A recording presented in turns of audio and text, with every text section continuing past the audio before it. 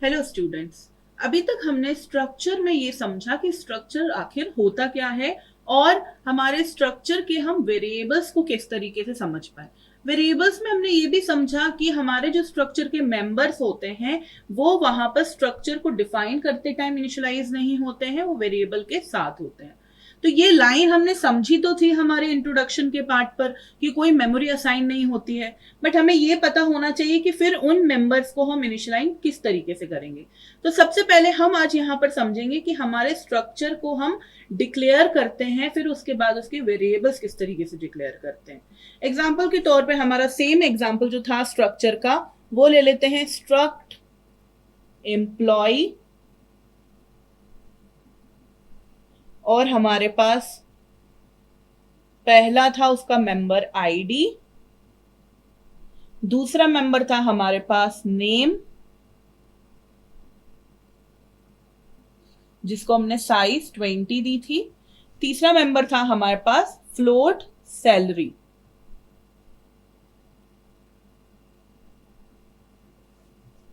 ये हमारा था एक स्ट्रक्चर एम्प्लॉय, और हमने इस तरीके से समझा था कि हम उसका सिंटेक्स डिक्लेयर जो हमारा स्ट्रक्ट एम्प्लॉय करेंगे वो इस प्रकार करेंगे। हम यहाँ पर हमारा जो वेरिएबल है, मैंने आपको जो बताया था E1 या E2, जो भी आपको नाम रखना है, आप सिर्फ E भी रख सकते हो, A भी रख सकते हो, जो भी आपका मर्जी है वो आप नाम रख सकते हो वेरिएबल का। उसे हम किस तरीके से डिक्लेयर करेंगे? या तो हम उसे ग्लोबली भी कर सकते हैं, या तो हम उसे हमारे मेन फंक्शन के अंदर भी कर सकते हैं, और या फिर हम उसे स्ट्रक्चर के साथ में ही भी कर सकते हैं। तो हम अलग अलग चीजों को अलग अलग टाइप से देखते हैं। सबसे पहले हम ये समझेंगे कि हम मेन फंक्शन के अंदर हमारे स्ट्रक्चर के वेरिएबल्स को किस तरीके से डिफाइन करते हैं। तो हमारे पास ये जो हमारा स्ट्रक्चर है, उसके बाद मेन फंक्शन के अंदर ये हमारा मेन फंक्शन है, उसके अंदर हम यूज करेंगे स्ट्रक्ट एम्प्लॉय, और इसके बाद हम यूज करेंगे हमारे वेरिएबल का नाम। तो उसका नाम रख दिया मैंने ई। तो ये हो गया हमारा डिक्लेरेशन वेरिएबल का स्ट्रक्चर का। इसे हम कैसे समझे? हमने जब x को वेरिएबल को डिक्लेयर करते हैं तो ये पार्ट क्या कहलाता है? हमारा डेटा टाइप, और ये पार्ट होता है वेरिएबल का नाम। यहां पर भी हमारा जो डेटा टाइप है ये पूरा है स्ट्रक्ट एम्प्लॉय, ये पूरा ही क्या कहलाता है? डेटा टाइप, और उसका फिर बाद लिखेंगे हम वेरिएबल का नाम। तो ये हो गया हमारा वेरिएबल का नाम। तो इस प्रकार से हम मेन फंक्शन के अंदर डिक्लेयर कर सकते हैं हमारे वेरिएबल को स्ट्रक्चर के। अभी हम इसका साइज किस तरीके से देख सकते हैं? हम हमारे दूसरे डेटा टाइप्स का साइज किस प्रकार देखते थे? हमारे अगर इस x का वेरिएबल का मुझे साइज देखना है तो मैं यहाँ पे क्या लिखूंगी? printf percentile d size of x, right? इसी प्रकार लिखूंगी। यहां पर भी हमें वैसे ही लिखना है। हम यहां पे लिखेंगे printf percentile d size of e। तो इससे हमें पता चल जाएगा कि हमारे स्ट्रक्चर का साइज क्या है। हमारे स्ट्रक्चर का साइज हम मैन्युअली देखें क्या है। सबसे पहले इंट है इसमें, दैट मीन्स एक मेंबर जो है वो इंटीजर टाइप का है, तो ये हो गया हमारा 4 बाइट्स का। फिर हमारे पास कैरेक्टर है, एक स्ट्रिंग है, और वो स्ट्रिंग 20 स्पेसेस की है, 20 एरिया कैरेक्टर्स की है। तो एक कैरेक्टर की स्टोरेज क्या हुई हमारी? 1 बाइट। तो हमारे पास 20 कैरेक्टर की कितनी हो गई? 20। फिर उसके बाद फ्लोट है हमारे पास एक डेटा मेंबर, तो फ्लोट का भी हमारा साइज हो गया 4। तो इस पूरे स्ट्रक्चर एम्प्लॉय के एक वेरिएबल ई का जो साइज है वो क्या हो गया हमारा? 28। अगर मैंने यहां पर एक और बनाया स्ट्रक्ट एम्प्लॉय E2 नाम, और इसका फॉर एग्जांपल E1 है, तो E2 का भी साइज क्या होगा? 28 होगा। दैट मीन्स यहां पर हमारे हर एक वेरिएबल का साइज पूरा उसके जो डेटा टाइप का साइज है वो होगा। वही यहां पर होता था, हमारा x का साइज क्या होता था? 4 बाइट्स, क्योंकि इंटीजर का था साइज 4 बाइट। सिमिलरली हमारे E1 का साइज क्या होगा, जो उसके डेटा टाइप का साइज है, और वो डेटा टाइप है स्ट्रक्ट एम्प्लॉय, और उस डेटा टाइप का साइज हमने यहाँ पर गिन लिया जो कि अलग अलग प्रिमिटिव डेटा टाइप से मिलकर बना था। तो इस तरीके से हम साइज पता कर सकते हैं हमारे स्ट्रक्चर की। अब यहाँ पर हमें एक चीज मैंने आपको बताई कि मेन फंक्शन में हम किस तरीके से डिक्लेयर करते हैं हमारे वेरिएबल को। इसके अलावा हमारे पास दूसरा तरीका एक और है, हम इसे ग्लोबल स्पेस में भी, ग्लोबल एरिया में भी डिक्लेयर कर सकते हैं। अब ग्लोबल एरिया क्या हो गया, मेन फंक्शन के बाहर किसी भी ब्लॉक ऑफ कोड का पार्ट ना होते हुए, दैट मीन्स किसी भी, ये हमारा ब्रेसेस जब लग जाते हैं तो ये एक क्या हो गया हमारा एक तरीके से सिक्योर एरिया हो गया। दैट मीन्स इसके अंदर जो भी डिफाइन करा जाएगा, वेरिएबल डिक्लेयर करा जाएगा, उसका स्कोप इन दोनों ब्रेसेस के अंदर ही रहेगा, विद इन दिस ब्रेसेस ही रहेगा। लेकिन अगर हमें कोई वेरिएबल ग्लोबल एरिया में हम बनाते हैं तो उसका स्कोप, उसकी लाइफ स्पेन पूरे programme, through out the programme रहेगी। तो हम उसी तरीके से हमारा जो स्ट्रक्चर है उसके वेरिएबल्स हम ग्लोबल एरिया में भी बना सकते हैं। हम डायरेक्टली ग्लोबल एरिया में लिख देंगे स्ट्रक्ट एम्प्लॉय E1, ये हमने ग्लोबल एरिया में लिख दिया है। तो इस प्रकार इस E1 को हम किसी भी फंक्शन के अंदर भी यूज कर सकते हैं। मेन फंक्शन के अंदर तो कर ही सकते हैं, हम कोई और फंक्शन भी बनाएंगे हमारे प्रोग्राम के अंदर, यूजर डिफाइंड फंक्शंस, तो उनमें भी हम यूज कर सकते हैं। इस तरीके से हम हमारे स्ट्रक्चर के वेरिएबल्स को ग्लोबल एरिया में डिफाइन कर सकते हैं। इसके अलावा हमारे पास अब एक अलग मेथड और है। जब हम स्ट्रक्चर को क्रिएट करते हैं, at the time of creation only हम हमारे वेरिएबल्स को भी क्रिएट कर सकते हैं। किस प्रकार से करेंगे, हमारा जैसे ये बना है स्ट्रक्चर EMP नाम से, और इसके पास यहाँ पे जो भी डेटा है, यहाँ पर सेमी कॉलन से पहले हम लिखेंगे हमारे वेरिएबल का नाम, E1, E2, E3, जितने भी आपको वेरिएबल्स बनाने हैं आप यहाँ पर भी इस तरीके से डिक्लेयर कर सकते हैं। सो अब हमने समझा कि हमारे वेरिएबल्स को हम डिक्लेयर किस तरीके से करते हैं। अब हम ये समझेंगे कि हमारा जो स्ट्रक्चर है उसके मेंबर्स को हम इनिशियलाइज किस तरीके से कर सकते हैं। इनिशियलाइजेशन 2 पार्ट में होगा। पहला होगा कंपाइल टाइम इनिशियलाइजेशन, दूसरा होगा रन टाइम इनिशियलाइजेशन। तो सबसे पहले हम समझते हैं कंपाइल टाइम इनिशियलाइजेशन।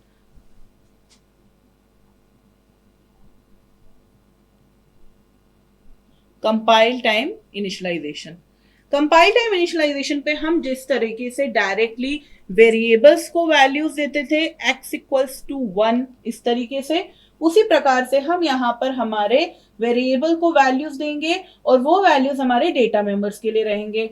तो हम जिस प्रकार से हमारे वेरिएबल को डिक्लेयर करते थे वही लिखेंगे, एम्प्लॉय E1 = अब हम इसे यहाँ पर करने वाले हैं इनिशियलाइज। तो इनिशियलाइज करने के लिए हम यूज करेंगे ब्रेसेस का, और उन ब्रेसेस के अंदर जिस प्रकार हम एरे को इनिशियलाइज करते थे हर एक इंडेक्स वैल्यू के लिए, उसी प्रकार हम यहाँ पर हमारे हर एक डेटा मेंबर के लिए E1 को इनिशियलाइज करेंगे। तो पहला हमारा था ID, तो 1 दे दिया। दूसरा था हमारा नेम, तो मैंने यहाँ पर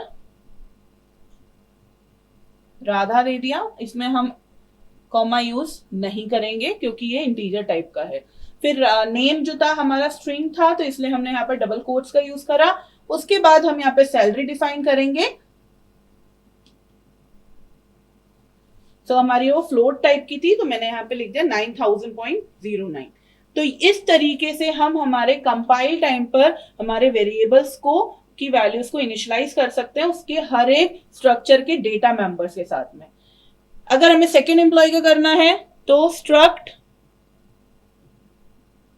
एम्प्लॉय E2 = रोहन नाम रख दिया जैसे हमने सेकेंड एम्प्लॉय का, और फिर उनकी सैलरी इस तरीके से लिख दी। तो सबसे पहला जो हमारा है यहाँ पर एलिमेंट, वो किसको डिफाइन कर रहा है, हमारे ID को, जो स्ट्रक्ट में हमने मेंबर बनाया था। दूसरा वाला नेम को डिफाइन कर रहा है, तीसरा वाला सैलरी को। इसमें हमें एक चीज का ध्यान रखना बहुत ज्यादा जरूरी है, यहाँ पर जो ऑर्डर लिखा हुआ है, जिस ऑर्डर में हमारा स्ट्रक्चर के बनाते टाइम, क्रिएशन के टाइम पर हमने वहां पर मेंबर्स को जिस ऑर्डर में क्रिएट किया गया था, उसी ऑर्डर में हमें यहाँ पर इनिशियलाइज भी करना है। अगर आपने इस प्रकार लिख दिया, पहले लिख दिया नेम, फिर लिख दी आईडी और फिर लिख दी सैलरी, तो यहाँ पे हमारा एरर आ जाएगा, क्योंकि हमने उस ऑर्डर में यहाँ पर इनिशियलाइज नहीं करा है। लेकिन अगर आपने सिर्फ यहाँ पर वैल्यू 1 लिखकर इस तरीके से बंद कर दिया होता, E1 इक्वल्स टू, पूरा डेटा टाइप लिखकर, तो उस केस में पहला डेटा मेंबर को तो वैल्यू 1 मिल जाती, बाकी के जो डेटा मेंबर्स है उन्हें गार्बेज वैल्यू मिल जाती, क्योंकि हमने यहाँ पर तो कुछ भी डिफाइन नहीं करा है, तो इसलिए उनको गार्बेज वैल्यू मिल जाती। तो इस प्रकार से हम इनिशियलाइजेशन कर सकते हैं जब हम वेरिएबल को डिक्लेयर कर रहे हैं स्ट्रक्चर के। एक और तरीका है हमारे पास इनिशियलाइज करने का, जिसमें हम लेकिन सिर्फ एक वेरिएबल को ही इनिशियलाइज कर सकते हैं, वो है हमारा जब हम स्ट्रक्चर क्रिएट करते हैं। तो हमने लिखा स्ट्रक्ट एम्प्लॉय, मैं यहाँ पे क्रिएट कर रही हूं स्ट्रक्चर को, और यहां पे हमने बनाया था आईडी, नेम,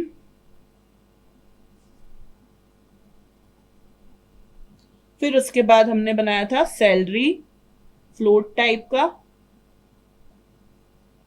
हम यहां पर सेमीकोलन से पहले वेरिएबल डिक्लेयर करते थे, मैंने आपको बताया था।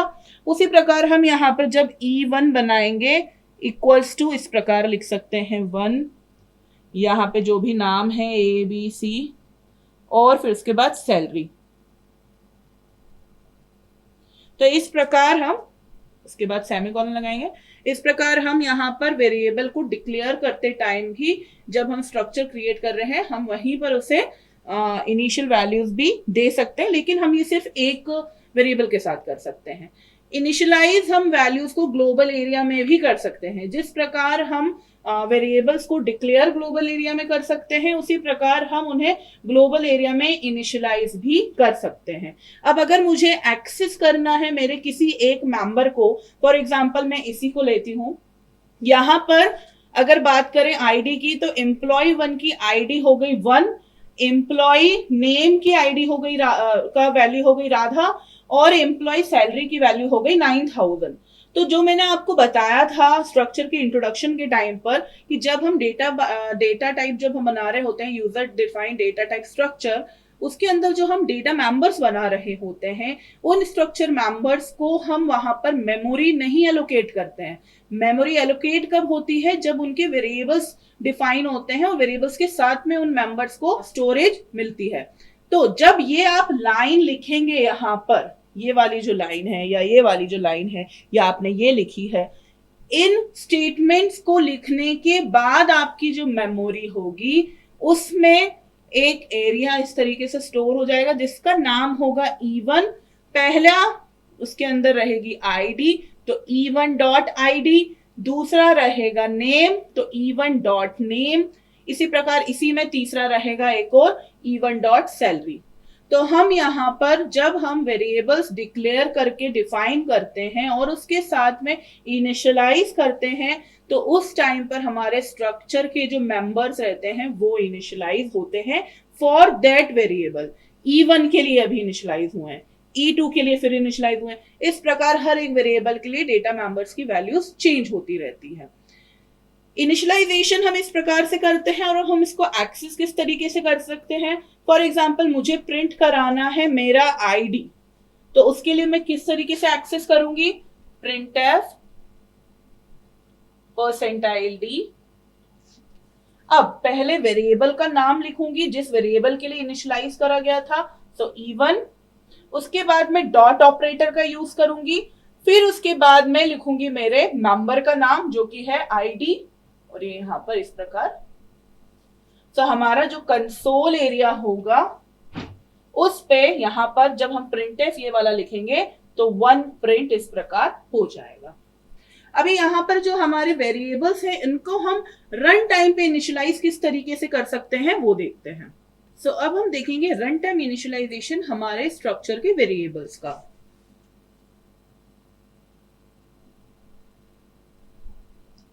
आपको अगर याद हो, हम एरेस के टाइम पर एरेस को इनिशियलाइज किस तरीके से करते थे, लूप्स का यूज करके। लेकिन यहाँ पर हमें लूप्स का यूज करने की जरूरत नहीं पड़ेगी, क्योंकि हम यहाँ पर सिंगल मेंबर्स को वेरिएबल्स के थ्रू इनिशियलाइज करेंगे स्ट्रक्चर के। हम उसको लिखेंगे किस तरीके से, अगर मुझे आईडी के लिए वैल्यू यूजर से लेनी रहती, उसलिए मैं यहाँ पर लिखती परसेंटाइल डी। यहां तक का हमारा कोड बिल्कुल सेम है जिस प्रकार हम किसी वेरिएबल के लिए इनपुट लेते हैं यूजर से। फिर हम यूज करते थे एड्रेस ऑपरेटर, उसके बाद हम वेरिएबल का नाम यूज करते थे। तो वेरिएबल के नाम की जगह पर अब हम यहाँ पे यूज करेंगे e.id। तो ये किस चीज को रिप्रेजेंट कर रहा है, हमारा जो एम्प्लॉय स्ट्रक्चर है उसका जो वेरिएबल है ई, उसके लिए जो डेटा मेंबर आईडी, उसकी वैल्यू हमने स्कैन करी है यूजर से। अब हम यहां पर अगर नेम के लिए करते तो परसेंटाइल एस, क्योंकि हमारा नेम क्या है, स्ट्रिंग है, और स्ट्रिंग के टाइम पर हम एड्रेस ऑपरेटर का यूज नहीं करते हैं, हम डायरेक्ट लिखेंगे e.name। तो यहाँ पे ई हमारा वेरिएबल हो गया स्ट्रक्चर का, और यहाँ पे नेम हो गया मेंबर हमारे स्ट्रक्चर का। तो इस तरीके से हम कुछ रन टाइम पे इनिशियलाइजेशन करते हैं हमारे स्ट्रक्चर के वेरिएबल्स का, वेरिएबल्स के डेटा मेंबर्स का। अब हम यहाँ पे कुछ चीजें देख सकते हैं। पहली चीज ये कि हमारे जो वेरिएबल्स है, फॉर एग्जांपल E1 और E2, इसमें हम E1 की वैल्यू या E2 की वैल्यू E1 में कॉपी कर सकते हैं। अगर इस तरीके से लिख देते हैं तो ये सही चीज है, करेक्ट चीज है। लेकिन वो कब है, जब ये दोनों ही वेरिएबल सेम स्ट्रक्चर के हों। अभी के इस केस में हमारा E1 और E2 एम्प्लॉय स्ट्रक्चर के ही वेरिएबल्स हैं, इसी कारण हम यहाँ पर E2 की वैल्यू कॉपी कर सकते हैं E1 में। लेकिन सपोज करिए एक स्टूडेंट स्ट्रक्चर है और स्ट्रक्चर एम्प्लॉय है, एम्प्लॉय स्ट्रक्चर का E1 है एक वेरिएबल, और स्टूडेंट स्ट्रक्चर का S1 है वेरिएबल। तो इन दोनों की वैल्यू, S1 की वैल्यू हम E1 में कॉपी नहीं कर सकते हैं। सेम स्ट्रक्चर होना कंडीशन है यहाँ पर। इसके बाद हम यहाँ पर वेरिएबल्स में कंपैरिजन भी नहीं कर सकते हैं। फॉर एग्जाम्पल, भले ही वो सेम स्ट्रक्चर के भी हो तो भी कंपैरिजन नहीं कर सकते हैं।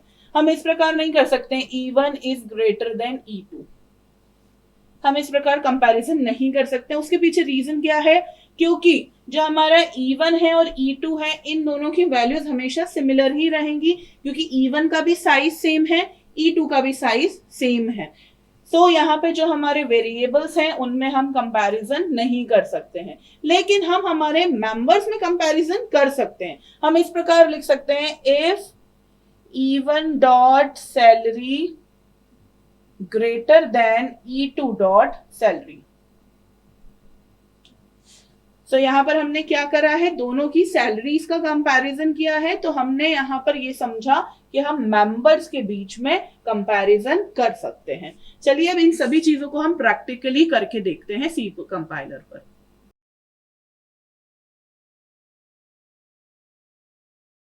अब हम यहाँ पर हमारे स्ट्रक्चर को प्रैक्टिकली इंप्लीमेंट करके देखते हैं। हमारा स्ट्रक्चर का नाम था एम्प्लॉय, उसी एग्जांपल को हम देखेंगे। यहाँ पर हमने यहाँ पे स्ट्रक्ट कीवर्ड का यूज करके बनाएंगे। उससे पहले हम हमारे हेडर फाइल्स इंक्लूड कर देते हैं, .h, और दूसरी हेडर फाइल है हमारी conio.h।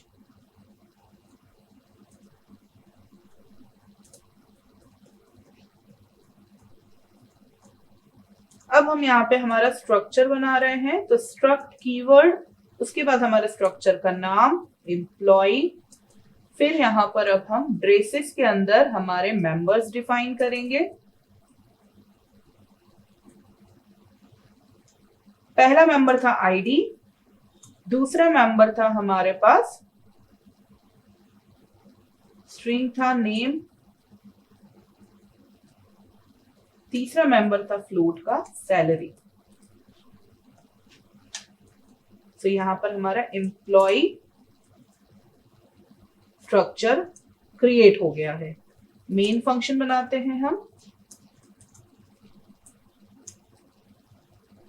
मेन फंक्शन के अंदर हम यहाँ पर पहले रिटर्न 0 लिख लेते हैं, क्योंकि इंटीजर टाइप का बनाया है हमने।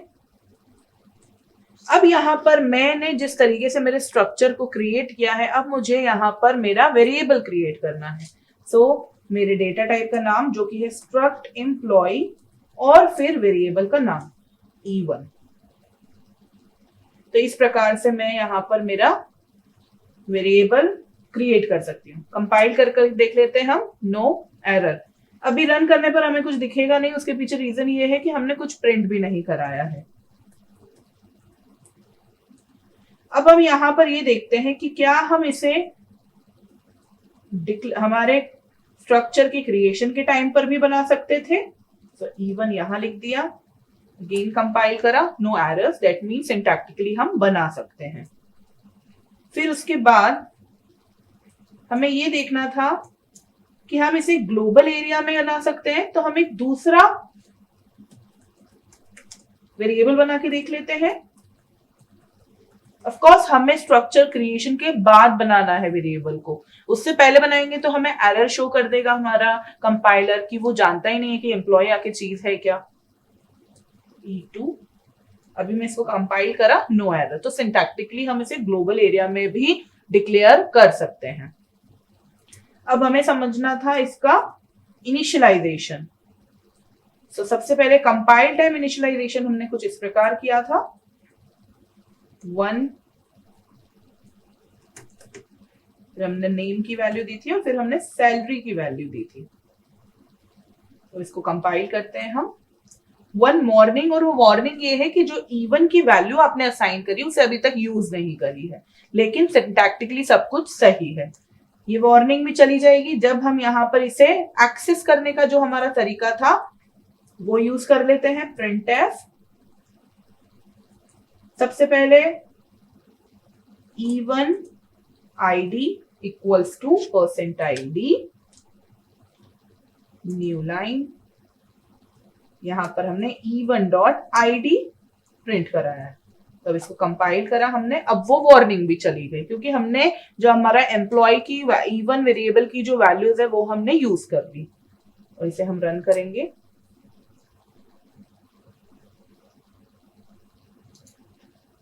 Gate ch।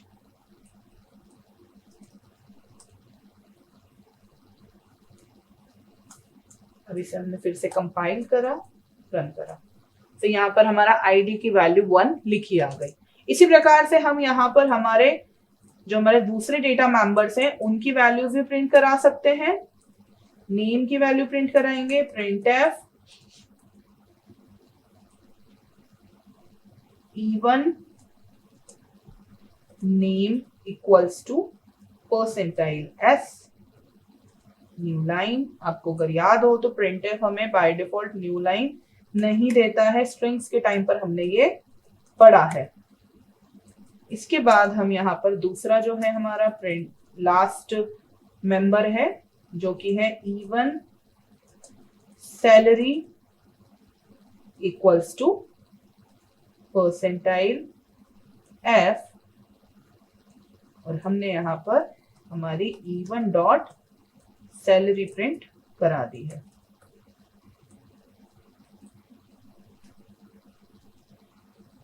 ठीक है, अब इसे कंपाइल करते हैं हम और रन करते हैं।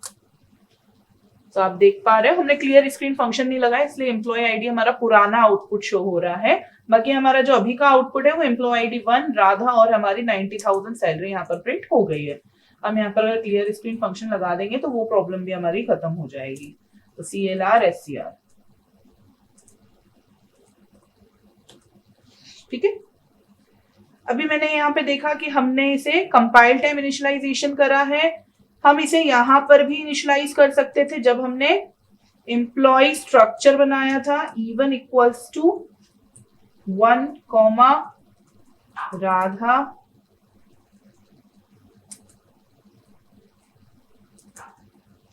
एंड देन हमारा यहाँ पर था सैलरी। इसे कंपाइल करते हैं, there is 1 error, undefined symbol E1। Okay, हमें यहाँ पर हमने कैपिटल में E बना दिया है, कैप्स लॉक क्लोज E1। अभी हम इसको कंपाइल करेंगे, करेक्ट, रन करेंगे, तो अभी भी हमारा सेम आउटपुट प्रिंट हुआ है। तो इस तरीके का भी इनिशियलाइजेशन अलाउड है हमारे स्ट्रक्चर को क्रिएशन के टाइम पर भी। लेकिन क्या हम यहां पर E2 भी डिफाइन कर सकते हैं उसी प्रकार, E2 कॉमा ऑपरेटर का यूज करके, टू रोहन नाम और यहां पर है सैलरी 60,000 कर देते हैं। तो हमने इसको यहाँ पे कंपाइल करा, कर सकते हैं, लेकिन हमने अभी कुछ भी इसे प्रिंट नहीं करा है, E2 की वैल्यूज हमने प्रिंट नहीं करी है तो वो प्रिंट नहीं होंगी। फाइन, इस तरीके से हमने कंपाइल टाइम इनका इनिशियलाइजेशन करा है। अब हम इनका देखते हैं कि हम इन्हें रन टाइम पे इनिशियलाइज किस प्रकार कर सकते हैं। सो हम इसे यहां से हटा देंगे। यहाँ पे हमने बनाया एक वेरिएबल E1 और यहाँ पर मैंने स्कैन प्रिंटफ का यूज कर रही हूँ और यहाँ लिख रही हूँ enter ID of the employee equals to, और फिर यहाँ पे मैं एक स्कैनफ यूज करूंगी, scanf percentile D comma and operator E1 dot ID। मैं इसे कंपाइल करूंगी, दो एरर है हमारे पास, टू मेनी डिक्लेयर, ओके हमने यहाँ पे सेमीकोलन नहीं लगाया इस वजह से। अभी हम जब E1 और E2 की वैल्यूज हटा रहे थे तो सेमीकोलन भी हट गया था। So enter ID of the employee, यहाँ पे 1 पुट करा। अब आप ये देख पा रहे हो, क्योंकि मैंने आपको जो बताया था कि अगर हमने पहले डेटा मेंबर की वैल्यू इनिशियलाइज करी है और बाकी की नहीं करी है तो उस केस में पहले डेटा मेंबर को तो वैल्यू मिल गई, बाकी को गार्बेज वैल्यू मिल गई और वही यहां पर प्रिंट हो गई है। अब उसके बाद हमने ये डिस्कस किया था कि क्या हम इवन दो वेरिएबल्स बना रहे हैं तो उनकी वैल्यू कॉपी कर सकते हैं। तो मैं इसे कंपाइल टाइम इनिशियलाइज करके बता दी हूं आपको कि कॉपी कर सकते हैं कि नहीं। यहां पर हमने एक और वेरिएबल बना दिया E2 और अब हमने यहां पर सारी वैल्यूज जो हैं वो E1 की ना करते हुए E2 की वैल्यूज प्रिंट कराएंगे, या फिर हम इसे E2 वेरिएबल बना देते हैं और यहाँ पे सारी जगह पर हम E1 की जगह पे E2 लिख देते हैं। तो अब यहाँ पे E2 की सैलरी, E1 की सैलरी और ये सब प्रिंट होना है और हम कॉपी करेंगे। क्या कॉपी करेंगे? E1 की वैल्यू कॉपी करेंगे E2 में। तो हम यहाँ पे डायरेक्टली लिख देंगे E2 इक्वल्स टू E1 और अब मैं इसे कंपाइल करूंगी और रन करूंगी। सो E2 की वैल्यूज में सारी E1 की आ गई हैं, वो प्रिंट हो गई वैल्यूज हमारी यहाँ पर। इस प्रकार हम कॉपी भी कर सकते हैं। अब यहाँ पर हमारे पास दो वैल्यूज आ गई हैं और हमें इफ कंडीशन यूज करना था। जैसा कि मैंने बताया था आपको, क्या हम वेरिएबल्स में इफ कंडीशन यूज कर सकते हैं, तो वो देख लेते हैं हम। printf both IDs are same, अगर दोनों इक्वल होते हैं तो कंपाइल करेंगे। एक एरर आ गया, इलीगल स्ट्रक्चर ऑपरेशन। उसने बताया कि इस तरीके का ऑपरेशन स्ट्रक्चर वेरिएबल्स के साथ अलाउड नहीं है, तो इसीलिए हम यहां पर इनकी आईडीज को कंपैरिजन कर सकते हैं इस प्रकार। तो अब वो एरर चली गई। राइट, तो इस प्रकार हम यहां पर हमारे स्ट्रक्चर को क्रिएट कर सकते हैं, डिक्लेयर कर सकते हैं वेरिएबल्स को, वेरिएबल के मेंबर्स को इनिशियलाइज कर सकते हैं, कंपाइल टाइम पर, रन टाइम पर कंपैरिजन कर सकते हैं और हम कॉपी भी कर सकते हैं हमारे सेम स्ट्रक्चर के वेरिएबल्स को।